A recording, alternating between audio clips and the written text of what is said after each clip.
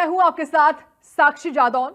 आपका स्वागत है। रात के 8 बज चुके हैं। वक्त हो गया है आपके खास शो सबसे बड़ा मुद्दा, सबसे बड़ी बहस। आज की सबसे बड़ी बहस होगी योगी ने कसी लगाम, क्राइम ग्राफ धड़ाम। राष्ट्रीय अपराध रिकॉर्ड ब्यूरो यानी कि एनसीआरबी, उसकी ताजा रिपोर्ट में उत्तर प्रदेश की मुखिया योगी आदित्यनाथ की पीठ थपथपाई है। एनसीआरबी की ताजा रिपोर्ट की माने तो सूबे में महिलाओं के खिलाफ हिंसा में कमी आई है। इतना ही नहीं, 2023 में राज्य में कोई भी सांप्रदायिक दंगा नहीं हुआ। वहीं दूसरे राज्यों के मुकाबले यूपी में हिंसा के मामलों में गिरावट आई है। यानी साफ साफ कहें तो सीएम योगी की सख्ती का असर राज्य के कानून व्यवस्था पर दिखाई पड़ता है। एनसीआरबी के आंकड़ों के मुताबिक 2023 में यूपी में सांप्रदायिक एवं धार्मिक दंगों की संख्या 0 रही। योगी राज से पहले यूपी में ऐसा कभी नहीं हुआ। यही नहीं, पूरे देश के मुकाबले यूपी में अपराध 1/4 कम है। देश का औसत प्रति 1,04,48 से ज्यादा क्राइम है, जबकि यूपी में प्रति 1 लाख क्राइम का औसत सिर्फ 335 है। सीएम योगी की सख्त नीतियों की वजह से राज्य में अपराध पर लगाम लगी है और अपराध में 25% की कमी आई है। सीएम योगी के साफ निर्देश हैं कि अपराध के खिलाफ जीरो टॉलरेंस नीति पर ही आगे बढ़ना है। ऐसे में योगी फोर्स सड़क पर उतरकर अपराधियों से निपटती है। इसकी आहट भर से अपराधी कांपने लगते हैं। सीएम योगी का संदेश साफ है, अपराधियों छोड़ दो उत्तर प्रदेश। सीएम योगी कई बार खुल्लम खुल्ला अपराधियों को अल्टीमेटम दे चुके हैं। वो कह चुके हैं कि बहू बेटियों को छेड़ने या लूटपाट करने वाले अपराधी बच नहीं पाएंगे। 2017 में यूपी का सीएम बनते ही योगी आदित्यनाथ ने साफ कर दिया था कि प्रदेश में कानून व्यवस्था को सुधारने के लिए बड़े कदम उठाए जाएंगे। उन्होंने जो कहा वो किया भी। आंकड़ों की माने तो योगी सरकार में प्रदेश में कानून व्यवस्था बेहतर हुई है। यूपी में अपराध और अपराधियों पर लगाम लगाने के लिए योगी सरकार ने जीरो टॉलरेंस नीति अपनाई है। आज इन्हीं मुद्दे पर करेंगे चर्चा। आपके साथ खास मेहमान भी होंगे, लेकिन उससे पहले आपको एक छोटा सा रिपोर्ट दिखाते हैं।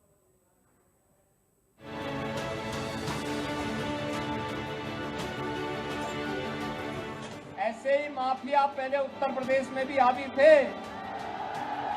2017 के पहले।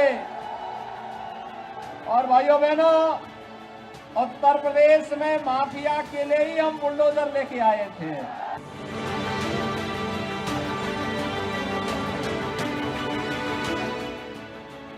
राष्ट्रीय अपराध रिकॉर्ड ब्यूरो यानी एनसीआरबी की ताजा रिपोर्ट उत्तर प्रदेश के मुखिया योगी आदित्यनाथ की पीठ थपथपाई गई।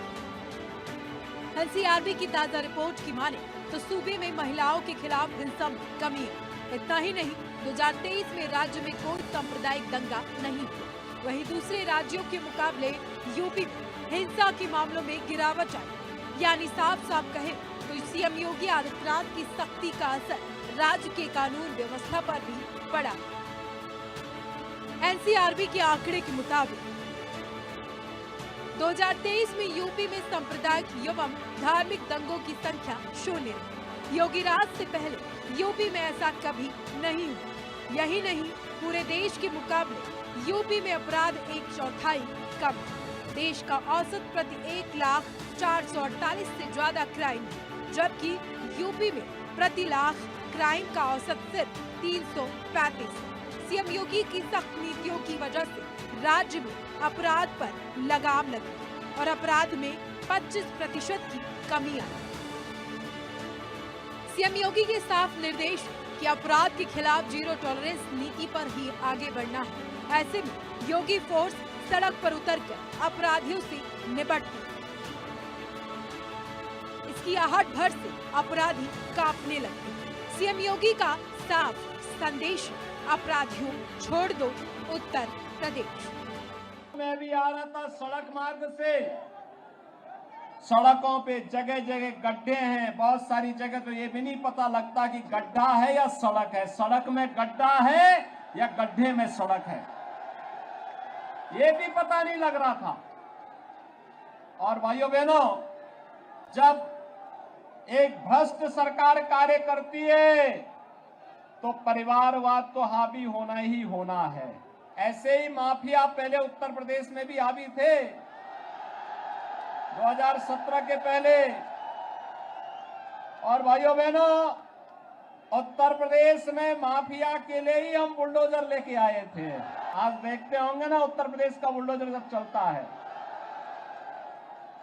अच्छे अच्छे माफियाओं की गर्मी शांत कर देता है। सीएम योगी कई बार खुल्लम-खुल्ला अपराधियों को अल्टीमेटम दे चुके हैं। वे कह चुके हैं कि बहू बेटियों को छेड़ने या लूटपाट करने वाले अपराधी बच नहीं पाए।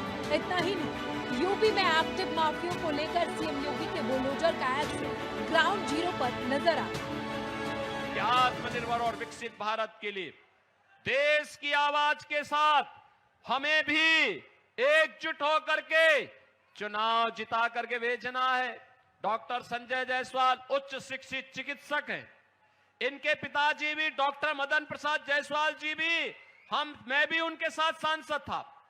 डॉक्टर संजय जायसवाल भी मेरे साथ सांसद थे और साथ साथ विकास की चर्चा करते थे, बिहार के बारे में चर्चा करते थे, यहां के गरीबों के बारे में चर्चा करते थे, यहां के उत्थान के बारे में चर्चा करते थे। और इसीलिए मैं आज आपके पास आया हूं संजय जायसवाल के लिए विशेष रूप से आया हूं। उत्तर प्रदेश में भी 14 सीटों पर चुनाव होने हैं और ये माफिया और आतंकवादियों का सबसे अच्छा उपचार है।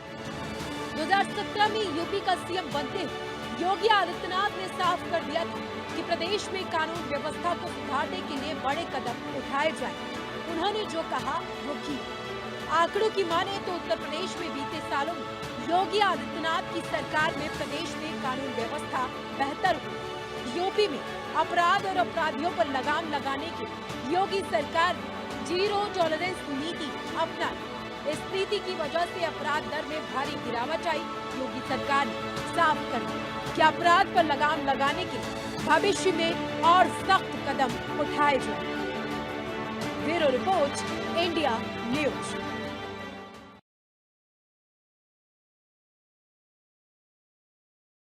राज है और इसका जो जीवंत उदाहरण है वो आज हमको एनसीआरबी की रिपोर्ट में, एनसीआरबी के आंकड़ों में साफ दिखाई भी पड़ता है, क्योंकि एनसीआरबी के आंकड़ों के हिसाब से लगातार कमी आई है। और यही आपको हम बता भी रहे हैं किस तरीके से जो क्राइम ग्राफ पहले था, यानी कि पहले 2017 के पहले जो क्राइम ग्राफ लगातार बढ़ रहा था, अपराधों में लगातार इजाफा था, उसी अपराध में अब कमी आई है। क्योंकि उत्तर प्रदेश में सजा दिलाने में भी अपराध में खासतौर से यूपी नंबर 1 बन चुका है, क्योंकि ये जीरो टॉलरेंस की नीति है जिससे यूपी में महिला सुरक्षा भी मजबूत हुई है। एनसीआरबी रिपोर्ट में दिख रहा है साफ तौर पर योगी सरकार की सख्ती का असर। महिलाओं के खिलाफ अपराध दर राष्ट्रीय औसत से 11% क्योंकि कम हुआ है। सख्त कानून और मिशन शक्ति के दम पर महिलाओं की सुरक्षा बेहतर हुई है देश में, क्योंकि अब 17वें स्थान पर उत्तर प्रदेश आ चुका है। योगी सरकार की कड़ी ये कार्रवाई है जिसने विभिन्न श्रेणियों में महिलाओं के खिलाफ जो अपराध है उसको घटाया है।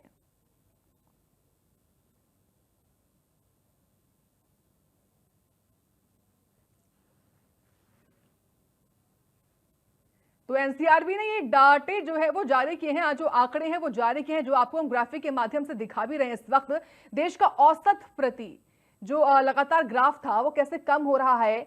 सीएम योगी की सख्त नीतियों की वजह से लगातार राज्य में ये जो ग्राफ है वो कम हो रहा है। और सबसे बड़ी बात कि महिला अपराध दर में जो कमी आई है वो केवल पुलिस की सक्रियता का परिणाम नहीं कह सकते, बल्कि महिलाओं की शिकायत दर्ज कराने की जो बढ़ती प्रवृत्ति है और त्वरित कानूनी कार्रवाई का भी ये नतीजा है।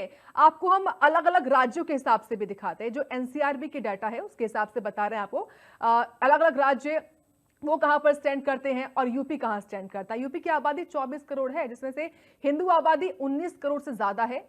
और वहीं देखिए एक और जानकारी आपके सामने हम देख रहे हैं किस तरीके से आपराधिक घटनाएं भारत में कितनी है और उसके मुकाबले उत्तर प्रदेश कहां स्टैंड करता है। उत्तर प्रदेश में क्योंकि जिस तरीके से योगी सरकार ने सख्त नीति दिखाई है, लगातार अपराधी देखिए हमने कैसे अब या तो वो अपराध छोड़ देते हैं या फिर उत्तर प्रदेश को ही छोड़ देते हैं, और या फिर कई बारी वो थाने में आकर सरेंडर करते हुए भी पाए जाते हैं। और ये सब कुछ जो है योगी सरकार के दावे के हिसाब से हो रहा है। योगी सरकार लगातार जिस तरीके से तमाम तरह के कदम उठाती है, और हालिया देखा हमने कैसे यहाँ पर मिशन शक्ति यानी कि महिलाओं की जो टीम है वो काम कर रही है। सड़कों पर महिलाएं बदमाशों की धरपकड़ करती नजर आती हैं और ये सब कुछ अपराधों में अपराधियों में खौफ पैदा करने को लेकर है। और ये देखिए, महिलाएं जब भी मुख्यमंत्री के पास पहुंचती हैं उनके जन दरबार में, तो जो भी शिकायत वो करती हैं सीएम उसको सुनते हैं और त्वरित समाधान भी उसका निकालते हैं। और खास तौर से वो समस्याएं जो कि अपराध से जुड़ी हुई होती हैं, महिलाओं से जुड़े हुए अपराध में ये तमाम तरह के कदम हैं जो प्रदेश सरकार लेती है और उसी से ये जो कमी है वो साफ दिखाई देती है। सीएम योगी की महिलाओं के खिलाफ अपराध पर जीरो टॉलरेंस नीति है और मिशन शक्ति अभियान के प्रभाव से ही ये सब कुछ जो है वो मुमकिन हो पाया है। और इसी पर आज हम खास चर्चा भी करेंगे, किस तरीके से तमाम जो दावे सरकार ने किए उन दावों के हिसाब से एनसीआरबी रिपोर्ट में जो आंकड़े सामने आए हैं उस पर जो हमारे गेस्ट जुड़ेंगे वो क्या कहते हैं, इसी पर आज हम खास चर्चा भी करेंगे। और जो तमाम हमारे गेस्ट हैं वो इस वक्त जुड़ भी गए हैं, उनसे आज हम चर्चा करेंगे। इस वक्त हमारे साथ खास चर्चा में शामिल हो रही हैं बीजेपी के प्रवक्ता ऋचा सिंह हैं। आपका बहुत स्वागत है ऋचा जी इंडिया न्यूज पर। और साथ ही हमारे साथ इस वक्त सरिता सिंह भी हैं जो कि राजनीतिक विश्लेषक के तौर पर जुड़ रही हैं। आपका बहुत स्वागत है सरिता जी इंडिया न्यूज पर। साथ ही पवन दीक्षित भी हैं जो कि बतौर कांग्रेस प्रवक्ता जुड़ रहे हैं और वहीं यश भारतीय हैं जो कि बतौर सपा प्रवक्ता जुड़ रहे हैं। आपका बहुत धन्यवाद है जुड़ने के लिए। और साथ ही हमारी सहयोगी वर्षा साही भी हैं जो इस वक्त जुड़ रही हैं। सबसे पहले वर्षा, मैं आप ही के पास आऊंगी। ये बताइए, देखिए 2017 जब योगी सरकार प्रदेश में आई, उसके बाद योगी सरकार की जीरो टॉलरेंस नीति हमने देखी, उसका जीवंत उदाहरण हमको देखने को मिला है एनसीआरबी के आंकड़ों में। बरेली में हिंसा जरूर हुई, लेकिन उस हिंसा को कैसे 24 घंटे में हालातों को काबू किया गया, ये दिखाता है सरकार की सख्ती। वर्षा, देखिए बिल्कुल जिस तरीके से तो उत्तर प्रदेश में मुख्यमंत्री योगी आदित्यनाथ ने 2017 में अपनी पदवी को संभाला, उत्तर प्रदेश के मुख्यमंत्री के रूप में बने, उसके बाद अपराध का जो ग्राफ है वो कहीं ना कहीं नीचे गिरता हुआ नजर आया। एनसीआरबी की रिपोर्ट जो पहले आई है और जो अब एनसीआरबी की रिपोर्ट आई है उसमें साफ तरीके से दिख रहा है कि आखिर कितना ज्यादा अपराध का रेट उत्तर प्रदेश में नीचे आ चुका है। क्योंकि महिला अपराध को लेकर अगर हम बात करें तो महिला अपराध में जिस तरीके से पहले अपराध हुआ करते थे और अब जिस तरीके से मुख्यमंत्री योगी आदित्यनाथ ने मिशन शक्ति के तहत ये साफ कर दिया है कि महिला अपराध में किसी तरीके का भी अपराधी है उसको सजा तुरंत होनी चाहिए। उसके साथ साथ उत्तर प्रदेश में जो जीरो टॉलरेंस की नीति लागू है उसको लेकर भी बड़ा मैसेज दिया जाता है। दंगे हुए लेकिन इसके बाद 24 घंटे के अंदर दंगों को समाप्त करके त्वरित कार्रवाई भी देखने को मिली, बुलडोजर की प्रक्रिया भी देखने को मिली। लेकिन उसके साथ साथ एक साफ चीज उत्तर प्रदेश में देखने को मिलती है, वो है अपराध को पनपने नहीं दिया जाता। किसी तरीके का चैलेंज अगर उत्तर प्रदेश में किसी अपराध या अपराधी की तरफ से दिया भी जाता है तो उस चैलेंज को उत्तर प्रदेश पुलिस एक्सेप्ट करती है और त्वरित कार्रवाई के तहत संज्ञान लिया जाता है, एनकाउंटर किया जाता और ऐसे अपराधियों को ढेर भी कर दिया जाता है जो उत्तर प्रदेश में कहीं ना कहीं अपराध को फैलाने की कोशिश करते हैं। इसका एग्जाम्पल ही आप सोचिए कि अगर हम 2017 से लेकर अभी तक अपराध के आंकड़ों को देख लें, एनसीआरबी की रिपोर्ट देख लें, तो शायद ये बात हमें साफ दिखाई दे रही है कि महिला अपराध को लेकर लगभग 11% की कमी आई है। उसके साथ साथ अन्य अपराधों की अगर हम बात करें, उत्तर प्रदेश में जो दंगे होते रहते थे, उत्तर प्रदेश में जो लगातार लोग कहते थे कि तुरंत एनकाउंटर नहीं किया जाता था और पहले अपराध का जो संख्या था वो कहीं ना कहीं कम था, ज्यादा से ज्यादा बढ़ता हुआ नजर आता था। जगह जगह इलाकों में अपराध की जो श्रेणी थी वो कहीं ना कहीं बढ़ती हुई नजर आ रही थी। लेकिन अब जिस तरीके से मुख्यमंत्री योगी आदित्यनाथ की सरकार है उसमें साफ तरीके से जो निर्देश दिया गया है उसमें ये है कि अपराधी कोई भी हो, किसी भी स्तर का अपराधी हो, उसको सजा तुरंत देनी चाहिए और तुरंत कार्रवाई होनी चाहिए। और उत्तर प्रदेश पुलिस लगातार इसी बात को लेकर आगे बढ़ रही है जिसकी वजह से उत्तर प्रदेश में अपराध का एक आंकड़ा कम हुआ है। पहले जंगल राज में कहीं ना कहीं बिहार के साथ उत्तर प्रदेश का नाम भी आता था और ये साफ तरीके से कहा जाता था कि उत्तर प्रदेश में भी जंगल राज कायम है, लेकिन अब उस जंगल राज को बिल्कुल खत्म कर दिया गया है। जिस तरीके से उत्तर प्रदेश में अपराध के जो आंकड़े बढ़ रहे थे वो कहीं ना कहीं अब ना के बराबर नजर आते हैं। अगर कहीं पर भी किसी तरीके की अपराधी अपराध करने की कोशिश भी करते हैं तो उस पर त्वरित संज्ञान भी लिया जाता है। बिल्कुल, निश्चित तौर पर। ठीक है वर्षा, आप बनी रहें। बड़ी बहस की शुरुआत मैं ऋचा जी आप ही के साथ करना चाहूंगी। देखिए एनसीआरबी के आपने आंकड़े देखे हैं, आंकड़ों में आपने देखा किस तरीके से ग्राफ जो है वो नीचे आया है। आपका क्या दावा है, क्या वाकई में उत्तर प्रदेश में क्राइम कम हुआ है? क्योंकि विपक्ष का तो यही कहना है कि आंकड़े भले ही एनसीआरबी में कम हो लेकिन जो क्राइम है वो बढ़ा है और उदाहरण के तौर पर वो बरेली में हुई हिंसा के एग्जाम्पल जो है उसको सामने रखते हैं। क्या कहेंगे आप? देखिए, उत्तर प्रदेश में योगी आदित्यनाथ जी की सरकार है और भारतीय जनता पार्टी और योगी आदित्यनाथ जी के नेतृत्व में आज उत्तर प्रदेश में विकास और विरासत के समन्वय, साथ ही जीरो टॉलरेंस टू क्राइम की जो है नीति पर आज उत्तर प्रदेश आगे बढ़ रहा है। और जब हम जीरो टॉलरेंस टू क्राइम की बात करते हैं तो इसका अर्थ होता है कि प्रत्येक अपराध की सूचना दर्ज होगी और इसी तहत चाहे वो छोटा अपराध हो, बड़ा अपराध हो, इन सभी अपराधों की सूचना को दर्ज किया जाता है और साथ ही उसकी जांच करके उसका निस्तारण किया जाता है। विशेष रूप से अगर आप महिलाओं के प्रति अपराध में देखेंगे तो अभी एनसीआरबी के आंकड़े भी आए हैं कि किस तरीके से उत्तर प्रदेश में महिलाओं के प्रति होने वाले अपराध कम हुए हैं, जबकि दर्ज होने वाली सूचनाएं अधिक हैं, क्योंकि अब छोटे से छोटे अपराध को तत्काल दर्ज किया जाता है। पहले अपराधी सत्ता संरक्षित होते थे तो अपराधों को दर्ज ही नहीं किया जाता था, एफआईआर दर्ज नहीं होती थी।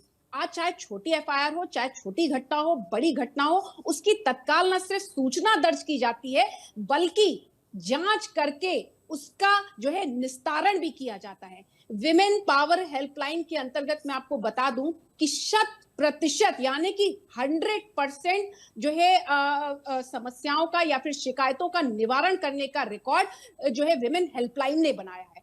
आज उत्तर प्रदेश पॉस्को एक्ट के अंतर्गत कन्विक्शन कराने में पूरे देश का पहला राज्य बन गया है, जिसमें पुलिस की प्रभावी कार्रवाई भी शामिल है, अदालत में उसकी प्रभावी पैरवी भी शामिल है और साथ ही साथ पॉस्को एक्ट के अंतर्गत निर्धारित समय में किस तरीके से अपराधियों को सजा दिलाई जाए, ये भी उत्तर प्रदेश की सरकार ने सुनिश्चित किया है। और इसके साथ ही आपको मैं बता दूं कि उत्तर प्रदेश में ऑपरेशन कन्विक्शन अभियान चलाया गया, जिसमें अपराधियों का कन्विक्शन कराने को लेकर विशेष प्रभावी कदम उठाए गए, जिससे अपराधियों के हौसले आज पस्त हुए हैं। चाहे विपक्ष चाहे जितना भी आंकड़ों को नकार ले और ये कह ले कि आज जो है मामले दर्ज हो रहे हैं, तो पहले तो मामले ही दर्ज नहीं होते थे। आज अगर आप फोन पे भी मामला दर्ज कराएंगी तो तत्काल महिलाओं के मामलों को दर्ज किया जा रहा है, उनका निस्तारण किया जा रहा है। महिलाएं आज रात में 12 बजे निर्भय होकर निकल रही हैं। मिशन शक्ति के अंतर्गत महिलाओं का सम्मान, महिलाओं की सुरक्षा और महिलाओं के स्वावलंबन को यानी कि उनकी आत्मनिर्भरता को पूरे एक होलिस्टिक रूप में किस तरीके से महिलाओं को सुरक्षित किया जाए, उनको सम्मानित किया जाए, उनको स्वावलंबित बनाया जाए, इसके लिए उत्तर प्रदेश सरकार लगातार विशेष रूप से कदम उठा रही है। ठीक है यश भारती जी, वर्तमान योगी सरकार का ये दावा है कि पिछली सरकारों में जो बदमाश थे, जो अपराधी थे, उनको संरक्षण मिलता था, लेकिन हमने आते ही इस संरक्षण को बंद कर दिया, जिससे हुआ ये है कि अब एनसीआरबी के जो आंकड़े हैं उसमें क्राइम ग्राफ यूपी में कम हो गया है। क्या जवाब है आपका? देखिए, ये मैं व्यक्तिगत बात नहीं कह रहा, लेकिन मैं तो जो बात सच है वो, मेरी आवाज आ रही है आपको? आवाज आ रही है आपकी। जो मैं व्यक्तिगत बात नहीं कह रहा हूँ, ये जो बात है राजनीति में तो बड़ी स्पष्ट है। ऋचा जी कुछ दिन पहले तक समाजवादी पार्टी की प्रवक्ता थी, भारतीय जनता पार्टी को कोसती थी। आज भारतीय जनता पार्टी की प्रवक्ता सपा को कोसती हैं। अरे आप पर्सनल बात करने आए हैं या फिर डिबेट करने आए हैं? राजनीतिक रूप से बात करिए। भारतीय जनता पार्टी को कोसने लगे। आप पर्सनल बात करने आए हैं? नहीं, बिल्कुल आपको धैर्यपूर्वक मैं आपको सब कुछ सुनूंगी, मैं सब कुछ सुनूंगी, लेकिन अगर आपको पर्सनल डिबेट करना है तो यश भारती जी मैं आपकी कुंडली खोलना शुरू करूँ, लेकिन हम यहाँ पे पर्सनल डिबेट के लिए नहीं आए हैं। हम यहाँ राजनीतिक जो है राजनीतिक पार्टी के अपने पक्ष को रखने के लिए आए हैं, कम से कम परिपक्वता का परिचय दें। ठीक है, बोलिए आप यश जी। मैं बिल्कुल थी, मैं स्वीकार कर रही हूँ, लेकिन मैंने छोड़ दिया क्योंकि आपके यहाँ तो पार्टी के अंदर महिलाओं को नहीं छोड़ा जा रहा है। किस तरीके से मेरे ऊपर अभद्र टिप्पणी, मैं सत्य बोल रही हूँ क्योंकि सत्य को तो स्वीकार करना पड़ेगा। इतना भड़क क्यों गई हैं आपकी समाजवादी पार्टी में मेरे साथ हिंसा हुई, आपकी समाजवादी पार्टी में मेरे साथ सोशल मीडिया पर व्यक्तिगत रूप से हिंसा की गई। आपके सोशल मीडिया के हैंडलर के द्वारा मुझे, क्योंकि आप नहीं, आपने व्यक्तिगत बात की तो व्यक्तिगत सुनना पड़ेगा, व्यक्तिगत बात की तो सुनना पड़ेगा। मैं स्वीकार करती हूँ, लेकिन मैंने छोड़ दिया क्योंकि वह महिलाएं सुरक्षित नहीं है। जो लोग हम लोगों को गाली देते हैं, जो लोग हमारे ऊपर अभद्र टिप्पणियां करते हैं, आपके राष्ट्रीय अध्यक्ष उनको बचाने के लिए स्वयं डीजीपी ऑफिस चले जाते हैं। मैं तो महिला अपराध की इससे बड़ा उदाहरण क्या हो सकता है? चलिए ठीक है, तो आदरणीय सांसद डिंपल, मेरी आवश्यकता ही नहीं है आपके लिए, तो आदरणीय सांसद पर्सनल टिप्पणी आप वो नहीं करेंगे, नहीं करेंगे यश जी, आप नहीं बोलेंगे, पर्सनल टिप्पणी नहीं करेंगे, बोलिए आप तो आदरणीय सांसद डिंपल यादव जी के ऊपर किस तरीके से अभद्र टिप्पणी की गई, आप लोग तो उसके साथ भी खड़े मैं आऊंगी, आपके पास भी आऊंगी बारी बारी से। यश जी अपनी बात अब शुरू करिए आप। मैं क्यों ऋचा जी की बात नहीं करूं? इसी तो भाजपा को नहीं, आप बिल्कुल करिए, मैं भी इससे आपको जवाब दूंगी। मैं तो बिल्कुल कह रही हूँ, आप इसी पे डिबेट कर लीजिए, आप इसी पे डिबेट कर लीजिए। विधानसभा टिकट लिया और मेरे ही चुनाव में आदरणीय डिम्पल जी को आपके पार्टी के कार्यकर्ताओं से कहना पड़ा कि भैया से शिकायत कर दूंगी। चला जाता हूँ, आप उनका पर्सनल इंटरव्यू करा लीजिए। उसका ठीक है, जवाब एक बार ऋचा जी, एक बार यश की बात आप जवाब लीजिए, एक बार उनका जवाब आता है। ठीक है, यश जी बोलिए अब। ये विषय हट नहीं सकता। नहीं, बिल्कुल इस विषय को रहना चाहिए। मैं तो चाहती हूँ कि आप ऋचा सिंह ने समाजवादी पार्टी क्यों छोड़ी, इसके ऊपर आप डिबेट कर लीजिए। और इसमें इनको शर्म नहीं आनी चाहिए, गर्व होना चाहिए, हमने कहीं भी काम किया है। अब इन्हें शर्म आ रही है, भाजपा के लिए भी शर्म आएगी। ऋचा सिंह ने समाजवादी पार्टी छोड़ी, इस पर डिबेट होना चाहिए और मैं इस पर डिबेट करने के लिए तैयार हूँ। अब उस दल में इनको बुराई नजर आती है। एक बार टिकट लेकर के बुराई समझ में आती, दूसरी बार फिर टिकट लिया जनता से। ऋचा जी प्लीज, मैं आपसे उम्मीद करती हूँ कि आप अपने बारे में बोलें। ये पर्सनल डिबेट कर ले, मैं ma'am it's been 20 minutes already. नहीं होगी, ठीक है। ऋचा सिंह पे आप चर्चा कर लीजिए और मैं आपको ऋचा सिंह पे जवाब देने के लिए तैयार हूँ। वक्त जाया हो रहा है। नहीं, अगर आप ऋचा सिंह पे चर्चा करना चाहते हैं तो इसके लिए तैयार हूँ। अन्य मेहमानों का जो जुड़े हुए हैं, प्लीज रिक्वेस्ट कर रही हूँ मैं आपसे। नहीं, यश भारतीय जी, अगर आप ऋचा सिंह पे डिबेट करना चाहते हैं तो मैं तैयार हूँ, मैं तैयार हूँ। आप मुझसे करिए इस पे चर्चा कि ऋचा सिंह ने समाजवादी पार्टी क्यों छोड़ी, मैं इस पे चर्चा के लिए तैयार हूँ। आप अगर इस पे चर्चा करना चाहते हो तो आइए, मैं इस पे चर्चा कर लेती हूँ। नहीं तो आपको इसको पहले जवाब देना पड़ेगा कि ऋचा सिंह के ही विधानसभा चुनाव। ठीक है ऋचा जी और यश भारती जी, मैं आऊंगी आपके पास और ये पर्सनल टिप्पणी करने से प्लीज हम बचते हैं। फिलहाल कुछ रिएक्शन सामने आए हैं क्योंकि जो एनसीआरबी का आंकड़ा आज रिलीज हुआ है, उस एनसीआरबी आंकड़े पर क्या कहना है अलग अलग नेताओं का, वो एक बार प्रतिक्रिया हम सुन लेते हैं। डेटा आया है, यही बात तो उत्तर प्रदेश सरकार और उत्तर प्रदेश सरकार के मुखिया पूज्य योगी आदित्यनाथ जी कहते थे कि जब से उत्तर प्रदेश में भाजपा की सरकार आई है, अपराधियों पर जिस तरह से जीरो टॉलरेंस की नीति अपना के कार्रवाई की जाती थी, जिसके नाते आज महिला अपराध में कमी आई है। मोदी जी, योगी जी के सरकार के परिणाम का प्रतिफल है कि उत्तर प्रदेश में महिला अपराध पे कार्रवाई में 98.6% मामलों में उचित और सामूहिक कार्रवाई होती है। आज धन्यवाद उत्तर प्रदेश की सरकार, धन्यवाद मोदी जी की नीतियों को। आदम गोंडी साहब का एक शेर है कि तुम्हारी फाइलों में गांव का मौसम गुलाबी है, तुम्हारे आंकड़े झूठे, तेरा दावा किताबी है। यही हालात उत्तर प्रदेश के हैं। जहां तक महिला अपराधों का सवाल है, राष्ट्रीय महिला आयोग को वर्ष 2023 में 28,811 कुल शिकायतें महिला अपराधों की प्राप्त हुई, महिलाओं से संबंधित, और उसमें से 55% शिकायतें उत्तर प्रदेश की थी। यानी इसका मतलब यह है कि उत्तर प्रदेश के थानों में महिला संबंधी अपराधों की एफआईआर नहीं लिखी जा रही है, उनको मिनिमाइज करने का प्रयास किया जा रहा है। और उत्तर प्रदेश की सरकार, जिसके दो काम हैं, घोषणाएं और दावे, उनको पुख्ता साबित करने के लिए, अपने थोथे वादों को, अपनी झूठी घोषणाओं को सच साबित करने के लिए आंकड़ों की बाजीगरी का काम कर रही है। बीजेपी और समाजवादी पार्टी के प्रवक्ताओं को सुना आपने। इस वक्त हमारे इस खास चर्चा में जो लखनऊ से हमारे सहयोगी हैं अभिषेक सिंह, वो भी जुड़ गए हैं। ठीक है पवन दीक्षित जी, मैं आपके पास आती हूँ। देखिए, उत्तर प्रदेश में आपकी भी सरकार रही थी एक समय पर, उसके बाद बसपा समाजवादी पार्टी उत्तर प्रदेश का शासन आया। ये बताइए, जो आज आंकड़े सामने हैं, उस पर भी अपने रिएक्शन दीजिएगा। के लिए बुलाया है और आप बोलने नहीं देना चाहते, तो इसका मतलब है कि आप ऋचा जी को पूरा मौका देना चाहते हैं। तो मैं पर्सनल डिबेट करिए, आप पर्सनल डिबेट करिए, मैं आपको पर्सनली जवाब दूंगी, मैं एकदम करूंगी। आप पर्सनल डिबेट करिए, यही पर्सनल है। इस पे चर्चा मैंने आपसे किया था, आपसे सवाल किया था मैंने, और आपने पर्सनल टिप्पणी की। आज बिल्कुल इस पर चर्चा होगी कि ऋचा सिंह ने समाजवादी पार्टी क्यों छोड़ दी। ऋचा सिंह को इस पर चर्चा होगी कि समाजवादी पार्टी ऋचा जी, ऐसे डिबेट नहीं हो पाएगी। अगर आप दोनों अपने आपस में उलझे रहेंगे तो ऐसे डिबेट नहीं हो पाएगी। हमारे अलग मेहमानों का वक्त भी जाया होगा। ठीक है, मैं दोनों के पास आऊंगी, लेकिन उससे पहले पवन जी, मैं आपके पास आना चाहूंगी। ठीक है ऋचा जी, यश जी, मैं आऊंगी आपके पास। पवन जी, आपसे सवाल है मेरा। देखिए, कांग्रेस पार्टी का जो कार्यकाल रहा है उत्तर प्रदेश में, देखा हम सभी ने, उसके बाद समाजवादी पार्टी, बसपा और उत्तर प्रदेश वर्तमान में बीजेपी का शासन है। ये बताइए, आप वर्तमान सरकार में जो अपराध को लेकर, आप तक आवाज पहुंच पा रही है मेरी? आवाज आ रही है, लेकिन इतना ज्यादा क्योस हो रहा है मैम। फुटेज प्लेटफॉर्म बना हुआ है इंडिया न्यूज का चैनल, तो आवाज कैसे आ जाएगी? ऋचा जी और यश भारती जी, मैं उम्मीद करती हूँ प्लीज आधा घंटा शेष है क्योंकि अब चर्चा में चर्चा हो ही नहीं पाई हमारी। सवाल करेंगे तो मेरा स्टैंड क्लियर है कि ठीक है यश जी, मैंने रिक्वेस्ट की आपसे प्लीज ऐसा हम ना करें, इस पर चर्चा करनी पड़ेगी इनको, और इसके लिए मैं पहले जवाब दूंगी और इनको सुनना पड़ेगा, ये मेरा स्टैंड है।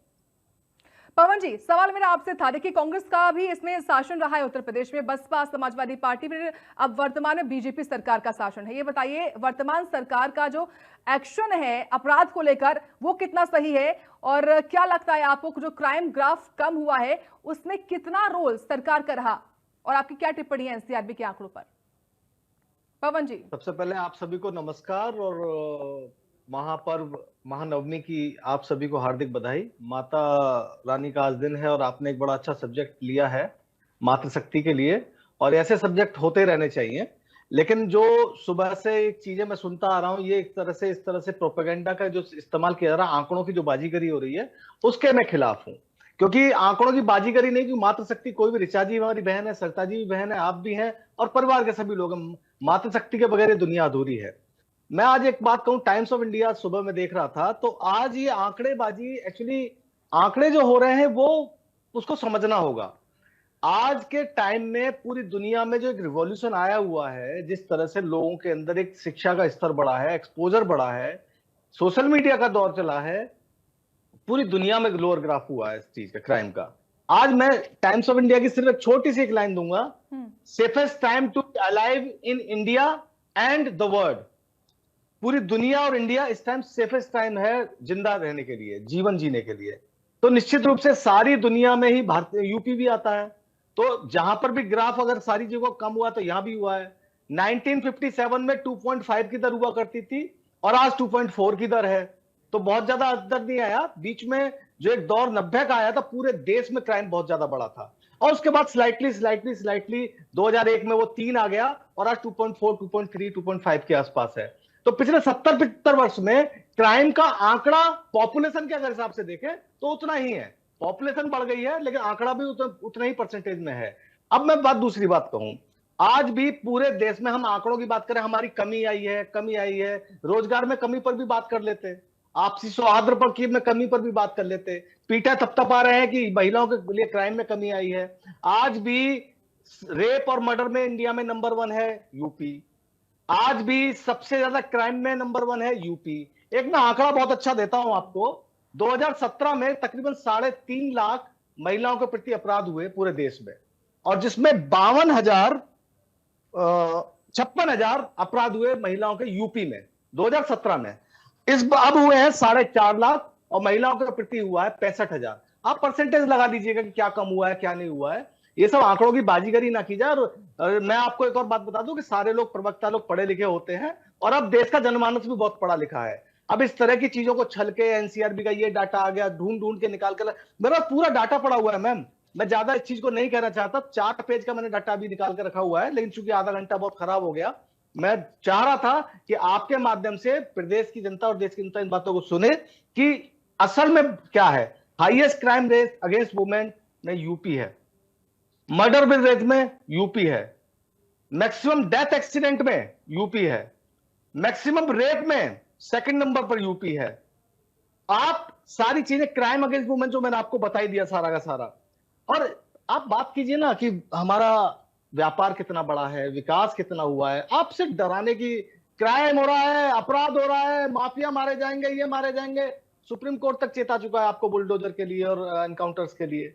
आप जिस तरह की चीजों को चल रहे हैं वो चीज सही नहीं है। आप महिलाओं के सशक्तिकरण की बात करेंगे, सारा विपक्ष भी आपके साथ होगा। आप देश के लोगों की, प्रदेश के लोगों के लिए बात करेंगे, सारा प्रदेश साथ होगा। लेकिन झूठी आंकड़ेबाजी, झूठी बाजीगरी आप करेंगे, इसको आपको बिल्कुल उन्हीं आंकड़ों के हिसाब से जो एनसीआरबी के डाटा जो राष्ट्रीय स्तर पर दिया जाता है केंद्र सरकार द्वारा, हम उसके माध्यम से आपकी पोल पट्टी खोलेंगे। चलिए ठीक है, क्योंकि ओपनिंग रिमार्क अभी नहीं आ पाए हैं मेरे 2 मेहमानों के, इसलिए यश भारती जी मैं एक बार फिर से आपके पास आना चाहूंगा। सवाल मेरा वही है आपसे, पिछली सरकारों पर, इसमें समाजवादी पार्टी भी रही है, उन पर ये बीजेपी कहती है कि संरक्षण जो है पिछली सरकारों ने दिया था अपराधियों पर, लेकिन वर्तमान सरकार संरक्षण नहीं देती। और उम्मीद करती हूँ अपनी बात रखते समय आप प्लीज पर्सनल टिप्पणी से बचेंगे।